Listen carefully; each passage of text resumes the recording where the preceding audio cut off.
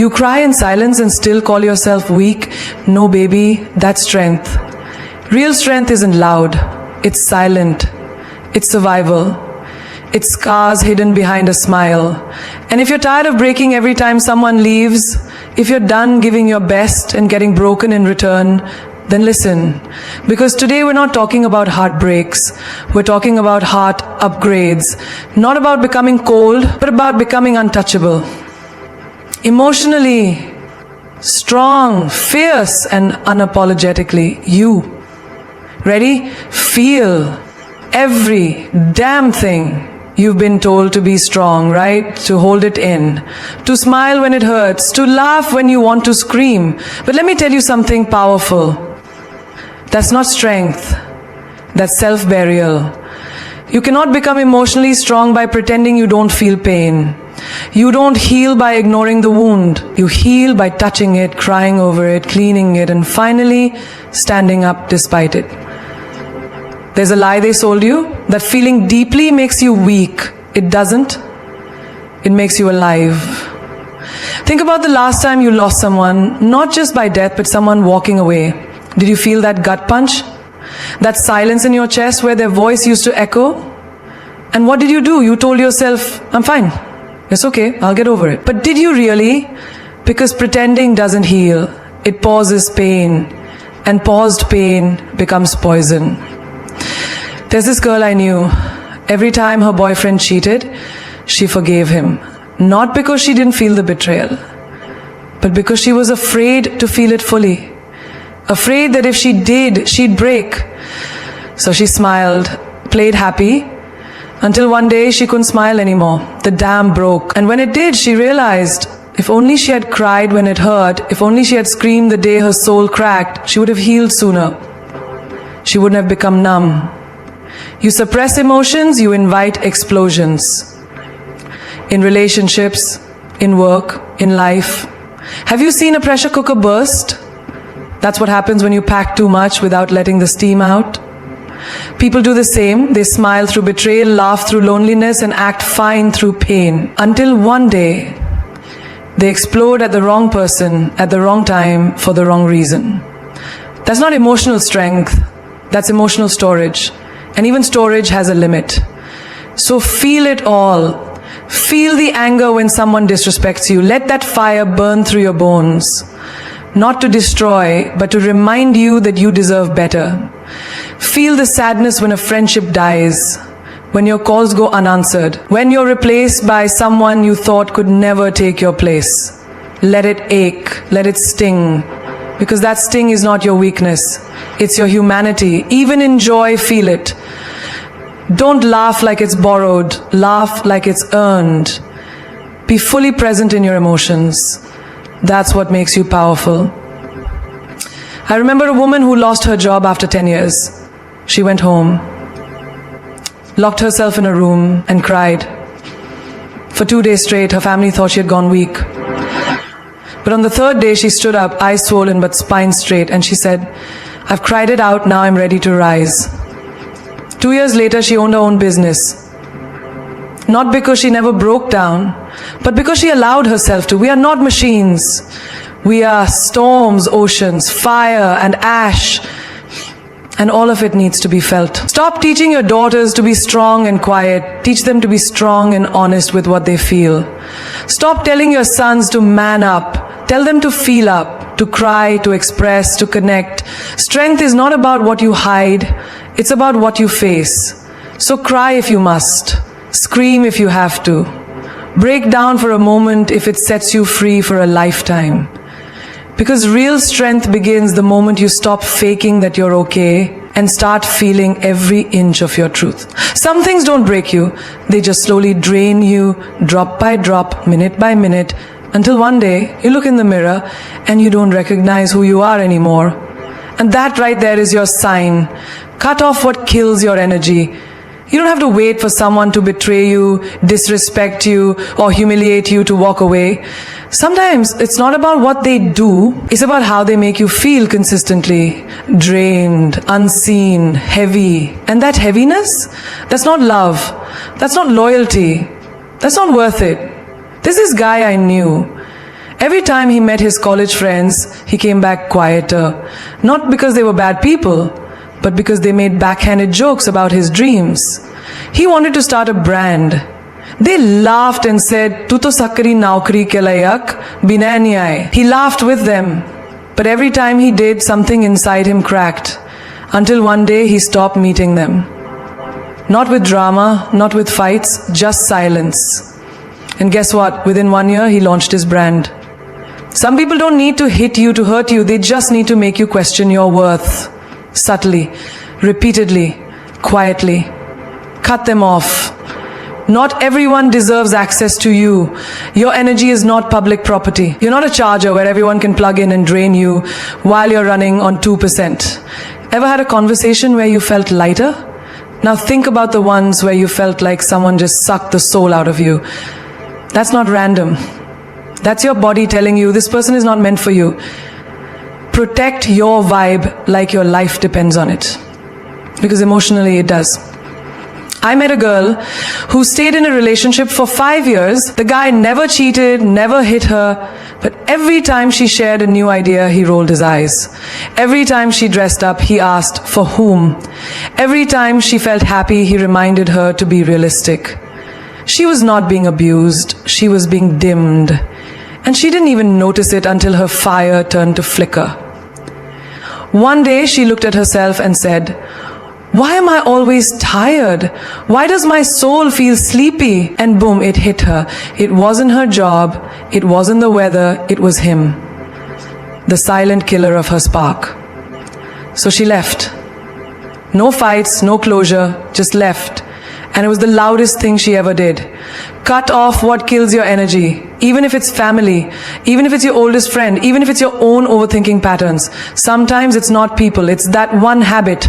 Scrolling for hours through people's fake lives on Instagram and wondering why your own feels dull. Delete the app, go for a walk, reclaim your mind. Sometimes it's your job. You go in every morning, sip your coffee, fake your smile, and die a little more. Your paycheck feeds your bills but kills your purpose.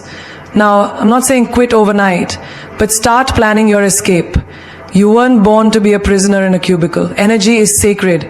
And every minute you spend on something that drains you is a minute you didn't give to something that fuels you. Stop waiting for rock bottom. You don't need an earthquake to move. Sometimes a whisper is enough. That whisper inside you saying, "This doesn't feel right anymore." Listen to it. The bravest thing you can do is walk away, not because you hate something, but because it no longer feeds your soul. And you deserve to be fed. You deserve conversations that light up your eyes. Rooms where you don't shrink yourself. People who refill you, not deplete you. So cut it off. Quietly, gracefully, no explanations, no guilt. Just you choosing peace over pressure, fire over fog, and freedom over fake attachments. Protect your peace like a queen protects her crown. Not everyone should have access to your peace, your calm, your mind. That inner stillness you feel, that clarity you fought so hard for, it's not up for debate, it's not up for sale, and it's definitely not to be played with. Every time you let someone disturb your peace, you are allowing chaos to sit on your throne. And tell me, have you ever seen a queen let just anyone touch her crown? You have to get to that place in life where your peace becomes non-negotiable. Not out of arrogance, but out of self-respect. Because peace is not just silence, it's freedom from the noise that doesn't serve your growth. There's this girl I knew, always smiling, always calm, always collected. People admired her strength, her elegance. But what they didn't see were the boundaries she built like walls. She had friends who would call her at midnight, crying over the same toxic ex again and again. She'd listen, she'd advise, but after a year she realized she was carrying emotions that weren't even hers. She was drained, exhausted, and slowly losing her balance. So one day she started saying, "Not today." And people got angry. They called her selfish. But here's the truth. You're not selfish for protecting your peace. You're just done being everyone's emotional dustbin. You don't owe your peace to anyone who constantly brings drama, gossip, negativity, or chaos. That co-worker who always complains, spreading low vibrations. Protect your crown. That relative who shows up only to criticize your choices, your body, your dreams. Protect your crown. That partner who gaslights you, makes you doubt your worth, and then calls it love. Protect your damn crown. Even your thoughts, yes, your own mind, can be a peace thief. You wake up and immediately start scrolling, comparing, overthinking. Did I say the wrong thing? Why didn't he text back? Why is she ahead of me in life? Pause. Breathe. Stop. Would a queen wake up and beg the world for validation? No. She'd rise, she'd wear her crown, and she'd set the tone for the day, not let the day set the tone for her. Another woman I know, a single mother, worked 3 jobs. Life was chaos, bills, school, pressure, but every morning at 5 a.m. before the world woke up, she lit a candle, sat for 10 minutes in silence, and said nothing. She just existed. That was her sacred time. She called it her peace pocket. And she told me once that 10 minutes of peace keeps me sane for the remaining 23 hours and 50 minutes. Because peace isn't always a vacation. Sometimes peace is 5 quiet minutes in the middle of a storm. And protecting it is not a luxury, it's survival. People will test you. They will poke at your patience. They will try to pull you into fights, arguments, drama. And you must ask yourself, is this worth my peace? 9 times out of 10, it's not. You don't have to attend every argument you're invited to. You don't have to defend yourself to people committed to misunderstanding you. You don't have to lose your peace just to prove a point. Sometimes the most powerful move is silence. Sometimes it's walking away without a word. Sometimes it's smiling and letting people think they've won. Because your peace is worth more than your ego. Imagine your peace like a golden crown, glowing, sacred, and heavy with wisdom. Would you let just anyone reach for it? Would you let dirty hands touch what you've built through healing, pain, growth, and silence? No, you guard it. Because a queen doesn't explain why her crown is heavy. She simply wears it and walks like royalty through the noise. Talk to yourself like you talk to someone you love. Because the longest relationship you'll ever have in this lifetime is with yourself. From your first breath to your last, you are your only constant. And yet, isn't it strange? We speak more kindly to strangers than we do to our own reflection. We forgive others for hurting us, but we punish ourselves for the smallest mistakes. If your friend came to you crying, saying they feel like a failure, would you say, yeah, you're pathetic? No. You'd say, you're just going through a rough time. This doesn't define you.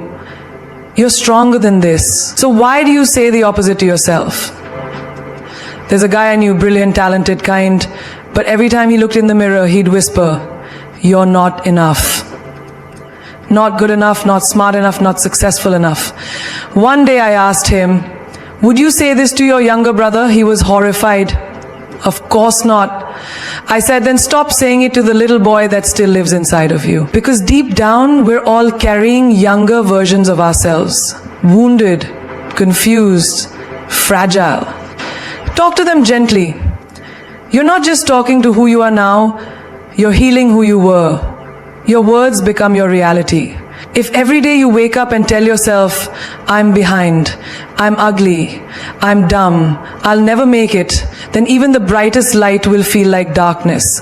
But if you start saying, I am trying, I am learning, I am proud of how far I've come, suddenly the world doesn't feel like a battlefield. It feels like a journey. There's a girl I met during a seminar. She had a stutter. She told me, I hate the way I speak, I sound broken. I looked at her and said, you don't sound broken, you sound brave. You're speaking even when it's hard. That's power. The next time she introduced herself, she smiled before speaking. Her voice still trembled, but her words didn't bleed anymore. Because healing starts when your inner voice shifts from critic to coach, from bully to best friend. Most of us are trapped in our own mental prisons, not because of what others say, but because of what we say to ourselves. And the truth is, no one hears your thoughts louder than you.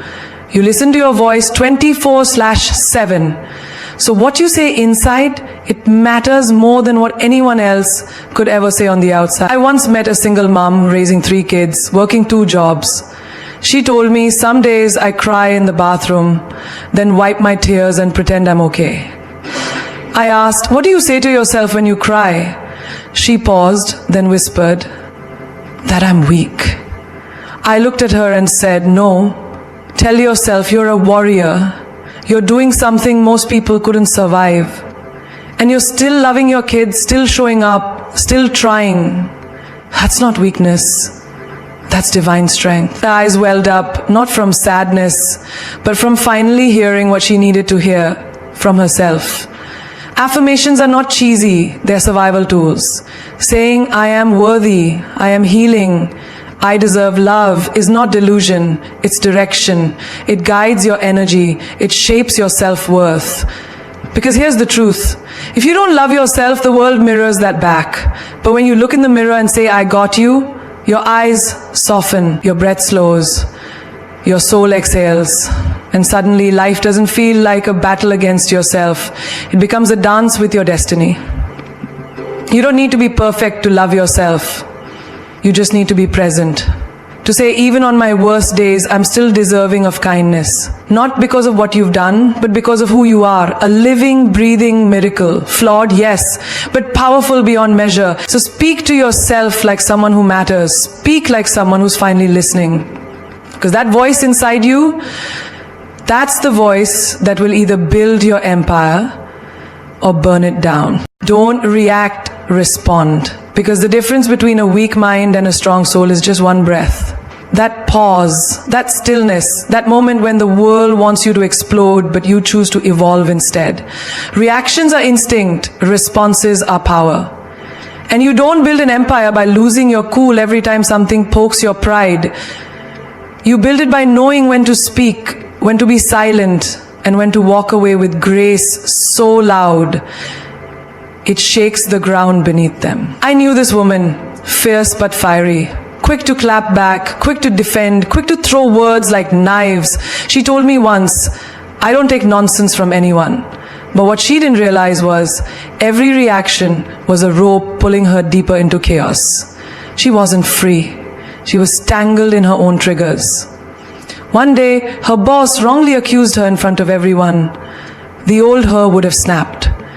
But that day, she paused, breathed, looked him in the eye and said, when you're ready to talk facts, I'll be in my office.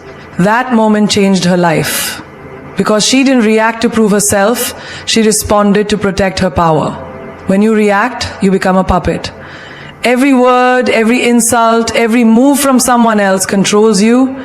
But when you respond, you become the puppeteer, you decide the story, you hold the script, you control the scene. And that's what emotional strength looks like. Not screaming to be heard, but staying silent because you already know your worth. There's a young guy I know, always trying to make peace. His girlfriend would throw tantrums, scream, accuse, insult. He'd yell back. They'd break things, then break down. One day he came to me, exhausted. I said, what if you didn't match her energy? What if you became the calm in her storm? The next fight, she shouted. He didn't. He sat down and softly said, are you hurt or just trying to hurt me? That sentence changed everything. She broke down in tears. Sometimes people don't need your reaction. They need your compassion. And if they don't deserve it, then walk. But walk with silence, not with rage. We've grown up believing that strength is loud, but real strength? Real power? It's quiet, it's controlled. It's when someone disrespects you and you don't lose your dignity to defend your ego. It's when life slaps you and instead of slapping back, you look it in the eye and say, that all you got? Imagine you're in traffic, someone cuts you off. Your heart races, your hands grip the wheel, your mouth wants to explode. But what do you gain by honking like a maniac, by shouting into the wind? You waste your peace, your energy, your day. For what? A moment that won't even matter tomorrow? You didn't just react to them, you gave them control over your mood. And queens don't give peasants the throne. Kings don't hand over their crown for street fights. Responding is an art. And like all art, it requires discipline, self-awareness, patience, and most importantly, intention. Because when you respond, you're not just choosing your words, you're choosing your future. a text left unanswered, a door left closed, a smile instead of a slap. These are not signs of weakness, they are signs of wisdom. A friend once told me, I don't argue anymore. I observe, I understand, then I decide what energy deserves my attention.